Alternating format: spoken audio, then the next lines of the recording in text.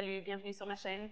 Dans ce tutoriel, je vais vous montrer comment je réalise mes dégustations de gâteaux de mariage. Beaucoup d'entre vous me demandent comment je m'y prends pour les gâteaux de mariage, comment je parle aux clients, comment je les organise. Alors j'ai pensé vous offrir ce tutoriel, surtout parce que c'est la saison des mariages en ce moment. Je suis convaincue que plusieurs d'entre vous. Je n'ai pas de boutique, donc je ne peux pas juste inviter un client à venir pour essayer une tranche de gâteau. Donc en réalité, je fais mes dégustations sous forme de cupcakes. Maintenant, ce que je fais habituellement, c'est que j'ai une liste de saveurs que je mets sur mon site web ou que j'envoie par email et le client en choisit 4. Je pense que 4 est un bon chiffre. Généralement, pour un gâteau à 3 ou 4 étages, ils peuvent opter pour une seule saveur. Mais s'ils veulent 2 ou 3 saveurs, alors ils essaient plus d'une. Donc ça a un peu de sens. Et donc, ma recette, comme vous le savez, est la même pour mes gâteaux normaux et mes cupcakes, donc elle cuit de la même manière. Et je peux lui donner des saveurs différentes. Je vais vous présenter différentes saveurs réalisables. Alors, ce que j'ai fait est, en fait, j'ai divisé par 4 ma recette de gâteau de 6 pouces, donc je l'appelle mon genre de 1. Un lot de ma recette, donc 250 g de beurre, c'est un lot. Donc, je l'ai divisé par 4, donc c'est 62 de tout et un œuf. Donc, ce que j'ai ici, c'est du beurre fondu. Donc, environ 62, officiellement 62,5, mais je n'ai jamais trouvé que le 0,5 posait problème. Et je vais simplement mettre du sucre en poudre directement, comme je le ferais avec ma recette habituelle, et mélanger tout cela ensemble. Je vais aussi saupoudrer un peu de poudre de vanille, qui est de la vanille en poudre séchée et moulue. J'ai un tutoriel complet sur la vanille et comment le faire.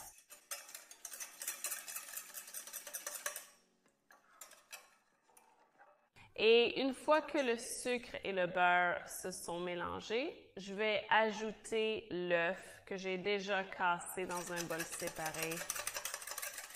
Maintenant, je utilise un fouet, non pas pour incorporer de l'air, mais je trouve quand vous ajoutez l'œuf et le fouet le casse un peu plus et le rend plus facile à mélanger. Et finalement, de la farine auto-levante.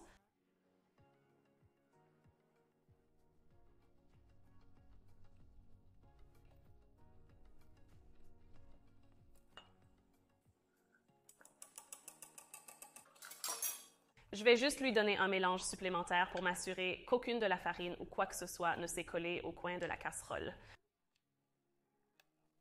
Donc, c'est l'éponge vanille. Donc, ce que je vais faire, c'est simplement remplir quelques-uns juste avec la vanille et bien sûr en utilisant une cuillère à glace parce que c'est la façon la plus simple de le faire.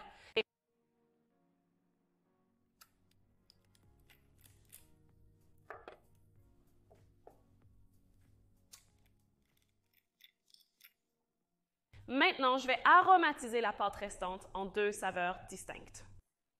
Donc, je fais une éponge au citron pour l'une et je vais faire une éponge à la framboise pour l'autre. Donc, je vais simplement utiliser un des pots que j'avais avant, juste pour économiser sur la vaisselle et sortir une glace. Quantité de cuillères à glace.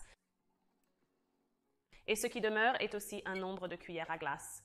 Donc, en fait, ma recette divisée par 4 donne 4 cupcakes. Je fais de gros cupcakes, donc c'est une très bonne recette pour les dégustateurs. Je vais d'abord faire celui à la framboise.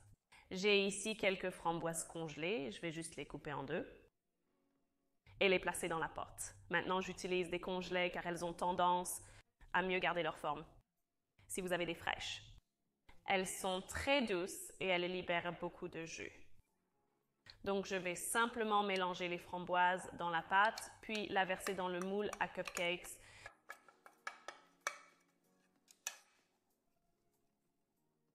Et puis la dernière saveur, ce que je vais faire, c'est du citron. Donc évidemment, vous ne voulez pas zester un citron entier pour un seul cupcake. Donc je ne vais zester qu'un petit peu. Mélangez cela dans la pâte. Chaque fois que je zeste un citron, cela remplit l'air de la cuisine avec ce parfum magnifique, parfum d'agrumes. Et cela peut aller dedans.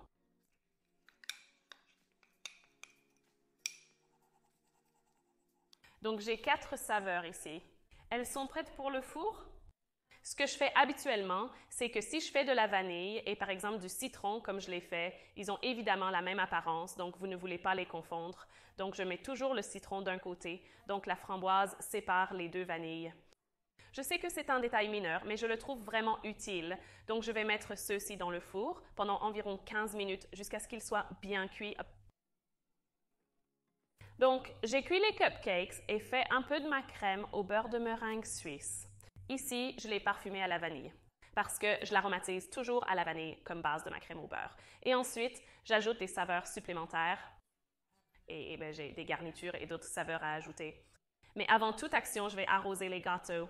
Donc, j'ai ici mon sirop d'imbibage à la vanille qui va aller sur les 2 gâteaux à la vanille. Et je vais le mettre sur la framboise et les chocolats blancs. Et pour le gâteau au citron, j'ai un sirop de sucre au citron, donc c'est le même sirop de sucre avec du jus de citron ajouté, et cela rehausse vraiment la saveur du citron. Donc, problème avec le cupcake, dégustateur. Le ratio est légèrement décalé, car dans un gâteau superposé. Vous avez quelques couches de gâteau et ensuite la crème au beurre entre elles. Mais essentiellement, cela permet simplement aux clients de goûter la combinaison de saveurs. Parce que les cupcakes sont assez épais, je vais en fait percer un trou au milieu d'eux et utiliser cela pour le remplir soit de confiture, soit de lemon curd ou plus de crème au beurre. Donc j'ai une douille ronde simple ici. Et je vais juste prendre un petit bout du cupcake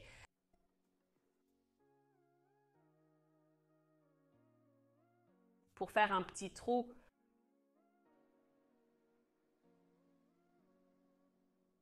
Et vous pouvez toujours goûter ces petits morceaux juste pour vous assurer que le gâteau est délicieux. Donc, assurez-vous que vos gâteaux soient refroidis avant d'ajouter la crème au beurre. Sinon, la crème fondra. Je vais garnir le gâteau au citron avec un peu de ma confiture de citron maison, bien sûr. J'utiliserai simplement une petite cuillère à café. Vous pouvez utiliser une poche à douille. J'ai l'impression que c'est du gaspillage d'utiliser une poche à douille entière pour un seul petit cupcake. Je vais juste remplir le milieu avec la crème de citron et ça dépend vraiment du client que vous avez. Essayons le gâteau, mais généralement, il le coupe avec un couteau, coupe le cupcake en 2. Et donc, quand vous coupez le gâteau au citron, par exemple, vous allez obtenir un très bel intérieur de crème de citron et ensuite, nous allons le garnir de crème au beurre. Donc, vous obtiendrez le bon ratio là. Et donc, à chaque bouchée, ils obtiendront de la crème de citron et de la crème au beurre, ce que vous feriez pour un gâteau normal. Donc, j'ai mis un peu plus sur le dessus. Donc, pour le chocolat blanc et la framboise. Je ne vais pas le garnir de confiture ou autre. Je vais juste remplir le trou avec la crème au beurre au chocolat blanc que je vais faire dans un instant. Pour le gâteau Victoria, je le garnirai de confiture de framboise. Je préfère utiliser de la confiture de framboise et j'aime plus son goût que la confiture de fraise. Mais je demande toujours à mon client s'ils ont une préférence, généralement non. Donc, j'ai comblé le trou et en appliquerai un peu plus dessus. Je trouve que la confiture de framboise s'étale mieux et plus uniformément que celle de fraise. Les fraises contiennent généralement de gros morceaux de fraises. Et ensuite, pour le caramel salé, encore une fois, je ne vais rien y mettre. Je pourrais le remplir de sauce au caramel salé, mais je trouve que c'est trop sucré d'avoir une bouchée de la sauce. Donc, même quand je fais mon gâteau à étage au caramel salé, je verse rarement du caramel salé car c'est saveur intense dans la crème au beurre. Je pense que c'est assez sucré. Et surtout lors des mariages, il y a ce genre de... Les gens disent souvent qu'ils ne veulent pas que le gâteau de mariage soit trop sucré. Alors, je garde cela à l'esprit, mais il y a toujours l'option. Alors maintenant, je vais continuer avec ma crème au beurre à la vanille. Et maintenant, j'ai mis la crème de citron dessus. Je peux les alterner un peu car je reconnais chaque saveur. Je vais préparer de la crème au beurre à la vanille sur le citron en tournant simplement autour du lemon curd et de la confiture du gâteau Victoria.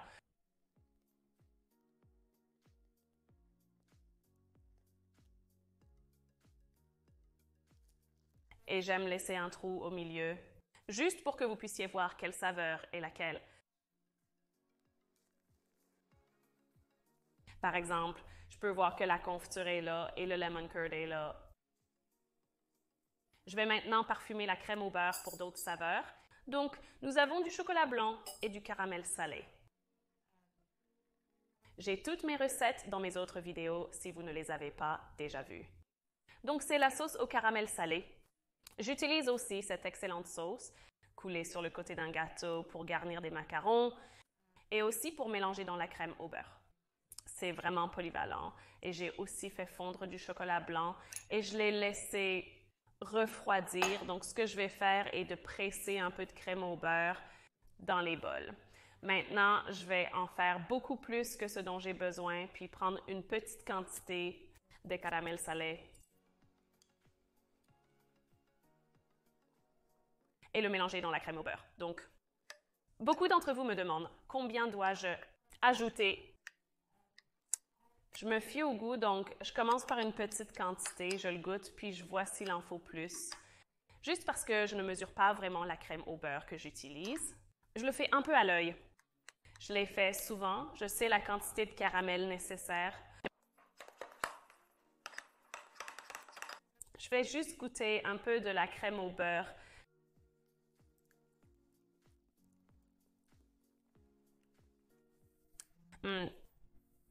C'est vraiment bon. Je pense qu'il y a de la place pour un peu plus. C'était assez bon, mais juste pour lui donner un coup de plus, car les dégustateurs sont minuscules. Vous voulez vraiment que la saveur ressorte?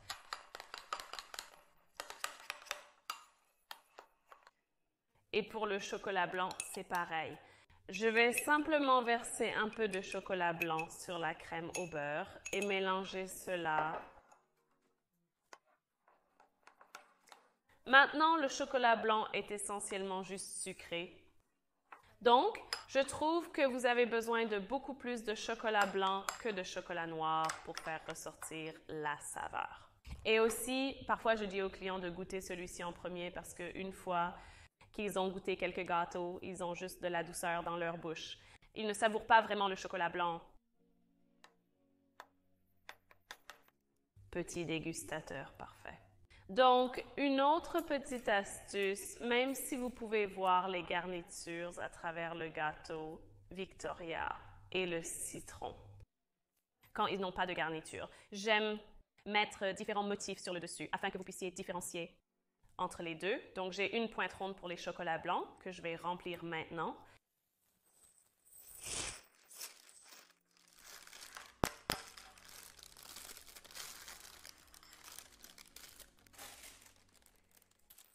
Et j'ai un autre type de buse étoile pour le caramel salé.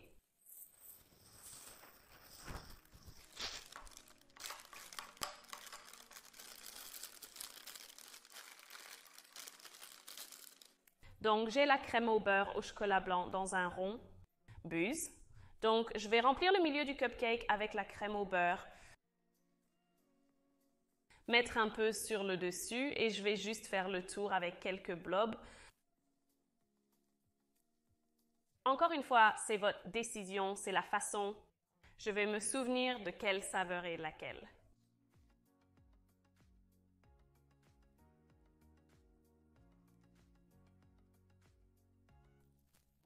Et ensuite, remplissez à nouveau le milieu avec du caramel salé. Ensuite, je pourrais faire le même genre de motif, mais comme c'est une buse d'amidon, cela aura l'air différent.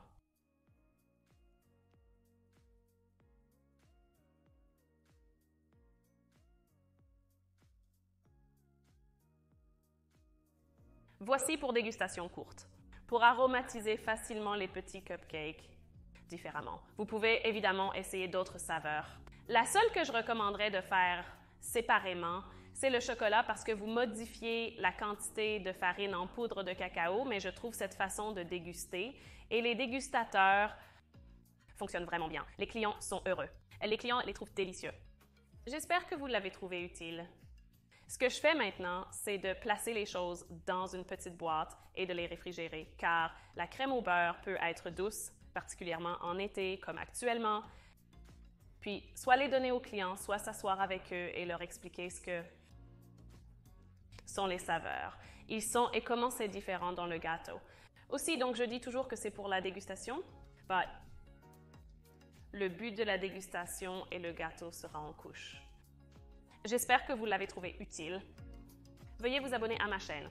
Si vous ne l'avez pas déjà fait, je vais réaliser davantage de tutoriels sur le mariage en raison de la saison des mariages et des nombreuses questions que vous me posez. Et si vous avez une question assez spécifique, alors écrivez dans les commentaires ci-dessous ou envoyez-moi un message sur Instagram à George Cakes et je ferai de mon mieux pour y répondre. J'espère que vous avez aimé. C'était utile. À très vite.